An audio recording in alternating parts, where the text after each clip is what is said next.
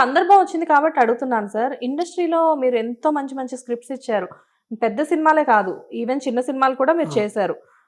కాకపోతే ఏంటంటే పెద్ద సినిమాలైనా చిన్న సినిమాలైనా కానీ వన్స్ మీరు స్క్రిప్ట్ ఇచ్చిన తర్వాత, అంటే మీరు మీన్స్ పరుచూరి బ్రదర్స్, మీరు స్క్రిప్ట్ ఇచ్చిన తర్వాత చాలా అద్భుతంగా విజయవంతంగా ఆ సినిమాలు ప్రదర్శించడం జరిగింది. దానికి తగ్గట్టుగానే ఇలాంటి అవార్డ్స్ ఎన్నో వచ్చాయి.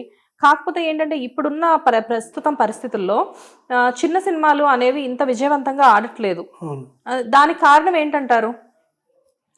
అంటే హీరోయిజం అలవాటు పడ్డారమ్మా మన వాళ్ళు జనం. ఇప్పుడు కూడా థియేటర్ ఎవరు ఎట్లా, ఇప్పుడు కూడా అలవాటు పడిపోయారు థియేటర్కి ఎవరు.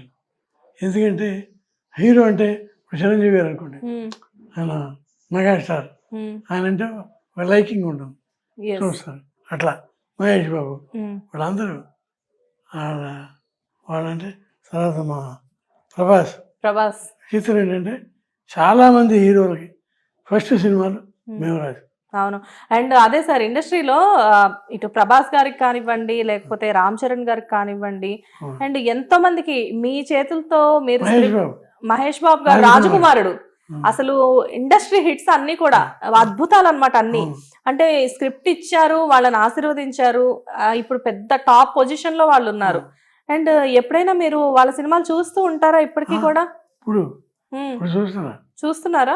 అంటే ఇప్పుడు బయటికి ఇప్పుడు ఎక్కువగా మీరు బయటకు వెళ్ళట్లేదు కదా, సో ఏ సినిమా అయినా కానీ కంపల్సరీగా టీవీలో చూస్తారు. రోజు కనీసం ఒకటన్నా మాది వస్తుంది. ఎందుకంటే మేము రాసింది 366 మూవీస్ కి ఆల్మోస్ట్ మీరు రామానాయుడు గారికే ఎక్కువ రాయడానికి ప్రత్యేకంగా ఏమైనా కారణాలు ఉన్నాయా? అంటే వారికి మీకు మధ్యన ఏదైనా అనుబంధం? అంటే వెంకటేష్ బాబు ఫస్ట్ సినిమా మేమే. ఇప్పుడు అతనికి 75th మూవీ అనేది జరుగుతాను. కలిగి పాండవులు మేమే కదా. కలిగి పాండవుల నుంచి 30 సినిమాలు రాదు వరుస. ఎవరు? వెంకటేష్ బాబు. చిరంజీవి గారికి ఖైదీ, మరి తర్వాత ఘరానా మొగుడు, గ్యాంగ్ లీడర్, ఠాగూర్, ఇంద్ర, అట్లాంటి సినిమాలు. ఎంత ఎంత ఎంత అద్భుతమైన సినిమాలు సార్ అసలు. ఎంత అసలు ఒకడు మీరే. ఎంఎస్ రాజు గారు మా చేత మంచి సినిమాలు, మన వర్షంలో ప్రభాస్ ఉంటాడు. ప్రభాస్ గారు ఈశ్వర్ కూడా, అంటే ప్రభాస్ గారిని ఇంట్రడ్యూస్ చేసింది మీరే కదా స్క్రిప్ట్ ఇచ్చినప్పుడు. తర్వాత ఇది రాసాం వర్షంలో త్రిష. అందరూ డైలాగ్ ఇష్టం, ఏదో త్రిష ఫాదరు ప్రకాష్ రాజ్ గారు పెడతారు ఫిట్టింగ్ ఇద్దరికి. ఆ అమ్మాయి కోపం వస్తుంది, నువ్వేంటి నమ్ముతున్నావా అది చెప్పిందంతా? పెద్దవాళ్ళు మా నాన్న ఎందుకు నమ్మద్దు అంటుంది.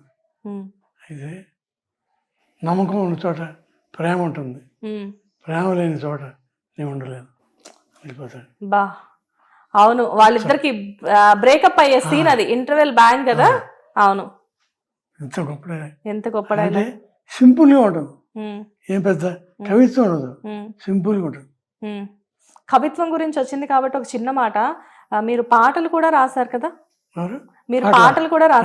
కానీ సినిమాలు ఇచ్చినంత ఎక్కువగా మీరు పాటలు ఇవ్వకపోవడానికి కారణం? అంటే కథ రాయటానికి, మాటలు రాయటానికే టైం చాలేదు కదా, పైగా షూటింగ్ దగ్గరికి వెళ్ళేవాళ్ళం. నేను దాదాపు 125 సినిమాలు యాక్ట్ చేసి నాకు 10 నంది అవార్డులు వచ్చింది. 10 నంది అవార్డు కర్తవ్యంలో బెస్ట్ సపోర్టింగ్ యాక్టర్. చూసాం సార్, అసలు మీ దగ్గరకు వచ్చే ముందు మీ అవార్డ్స్ అన్ని చూస్తూ మేము మీ దగ్గరకు వచ్చాము. 10 నందులు అప్పుడు ఉండేవి. 10 నందులు అంటే అసలు అది చిన్న విషయమా? ఒక నంది అవార్డు రావాలి అంటే ఇప్పుడున్న ప్రస్తుత పరిస్థితుల్లో అది ఎంతో గొప్ప. అలాంటి 10 నంది అవార్డులు రావడం అంటే ఇండస్ట్రీలో మామూలు విషయం కాదు కదా. సినిమా గణేష్ దానికి వచ్చింది. తర్వాత కృష్ణవంశీ డైరెక్ట్ చేసి సింధూరం నాకు వచ్చింది. కృష్ణవంశీ గారి ఫస్ట్ సినిమా సింధూరం. ఆ, అసలు నాకు అర్థం కాని విషయం అదే సార్. ఇటు class movies, mass movies, violence, అంటే ప్రతిదీ, అంటే అన్ని రసాలు కలగలిపి మీరు చేసే ప్రయత్నాలు అన్ని కూడా ఖచ్చితంగా సక్సెస్ అవుతాయి కదా. అవును జనరల్ గా ఏంటంటే ప్రతి సినిమాకి స్టోరీ ఇచ్చేటప్పుడు ఒక్కొక్కరికి ఒక్కొక్క బాణి ఉంటుంది. అవును అంటే ఈ రైటర్ ఇలాంటి స్టోరీస్ మాత్రమే ఇవ్వగలరు అని చెప్పేసి ఒక మార్క్ ఉంటుంది ఇండస్ట్రీలో. కానీ మీ బ్రదర్స్ చేసే ఎక్స్పెరిమెంట్స్ ఎలా ఉండేవంటే అవును. ఇటు క్లాస్, ఇటు మాస్, ఎటువంటి రకమైన ఆడియన్స్ అయినా కానీ కానీ- అలరించే విధంగా ఉండేవి. జనం చెప్పుకునే డైలాగులు అన్నీ మా బ్రదర్ రాశాడు. ఉమ్. ఇది కంటి చూపుతో చంపేస్తా, ఆ, కత్తులతో కదరా, కత్తితో కాదు కంటి చూపుతో. అసలు నిజంగా సమరసింహారెడ్డి, అదేదో నరసింహ, మొక్కే కదని పీకేస్తే పీక కోస్తా. ఇట్లాంటివన్నీ మా తమ్ముడు. ఆ, నేనేమో క్లాస్, ఆ, మా వాడు ఫుల్ మాస్, ఉమ్. మా గోపాలకృష్ణ. అంటే విడిగా కూడా మీరిద్దరూ అలాగేనా? ఆ, ఆ. బాగా అంటే సినిమా పరంగా అడగట్లేదు పొద్దునే నేను. మాట్లాడా. ఆ, మా మరదలు పుట్టినరోజు వాళ్ళ, ఆహా, అంటే గోపాలకృష్ణ ఆ, వైఫ్. ఆ. అది నా పెళ్ళి 17 ఏళ్ళు 17 సంవత్సరాలకే పెళ్ళయిందా? ఆ, అప్పుడే. ఉమ్, అంటే ఆ రోజులో లేడీస్ పెద్ద మనిషి అయితే పెళ్ళే, ఉమ్, ఎంత ఆగేవారు కదా. ఉమ్, వెంటనే నేను చదువుకుంటున్నా ఉమ్, ఇప్పుడు బీఎస్సీ ఫస్ట్ ఇయర్ ఉమ్. బందర్లో హిందూ కాలేజ్, ఆ, బందర్ హిందూ కాలేజ్ ఉమ్. అక్కడ చదువుతున్నా. కృష్ణా జిల్లా నుంచి వచ్చే, జనరల్ గా కృష్ణా జిల్లా నుంచి వచ్చిన వాళ్ళందరూ కూడా అంటే అందరు గొప్ప గొప్ప వాళ్ళు అవుతారు కదండి. అందరు ఎన్టీఆర్, ఏఎన్ఆర్, ఉమ్, కృష్ణ, ఉమ్, కృష్ణ తెనాలి రైటర్స్ ఉమ్. గొప్ప గొప్ప వాళ్ళు. గొప్ప గొప్పవారు వెయిటర్ సుందరం, నా ఎదురుగానే కనబడుతున్నారు కదా. కృష్ణా జిల్లా నుంచి వచ్చి. ఒక తల్లి కడుపున ఒక బ్రదర్స్ పుట్టం, ఇది పేరు పెట్టింది కూడా ఎన్టీఆరే. ఉమ్.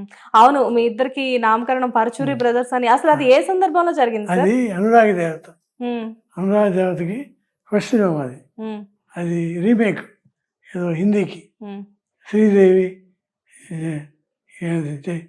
ఎన్టీఆర్ జయసు- అంతుంటారు. ఆ, సరే మేము మా తమ్ముడిని పిలిపించాను నేను, ఉమ్, నన్ను పిలిచాడు ఉమ్, ఎన్టీఆర్. కానీ నేను కాదండి, మా తమ్ముడు మీకు చాలా భక్తుడు అన్న. ఆ, ఎక్కడ ఉంటారు వారు అన్నాడు. అసలు డైరెక్ట్ అంటే నూజివీడులో తెలుగు హెడ్ అదే డిపార్ట్మెంట్ మా తమ్ముడు, ఉమ్, లెక్చరర్ అక్కడ. వారి రమ్మని అసలు సాయంత్రం కల్లా వచ్చాడు, ఉమ్, తప్పించేశాడు.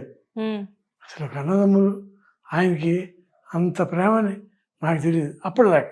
ఉమ్, ఇద్దరు దగ్గర మ్యాటర్ ఉందని గ్రహించాడు. ఉమ్, సరే అని డైలాగ్ చెప్పండి, ఒక డైలాగ్ చెప్పాడు. కారులో వెళ్తుంటాడు ఆయన, ఉమ్, వెళ్తుంటే ఒకడు అడ్డం వస్తాడు కారుకి. అంటే రే తల్లి కడుపులో 9 నెలలు ఉన్నావు, కాసేపు ఆగలేవా అంటాడు. ఉమ్, చూడండి 9 months అమ్మ కడుపులో ఆగావుగా, బయట రాకుండా కారు దాటితే వెళ్ళొచ్చు కదా. ఉమ్. ఆ డైలాగ్కి అసలు ఆయన ఓ చాలా ఇంప్రెస్ అయిపోయారు అప్పుడు. ఓ అక్కడే ఏం టైటిల్ పెట్టాలి అంటే ఏమి పరుచూరి బ్రదర్స్ ఉమ్, పెట్టండి పేరు.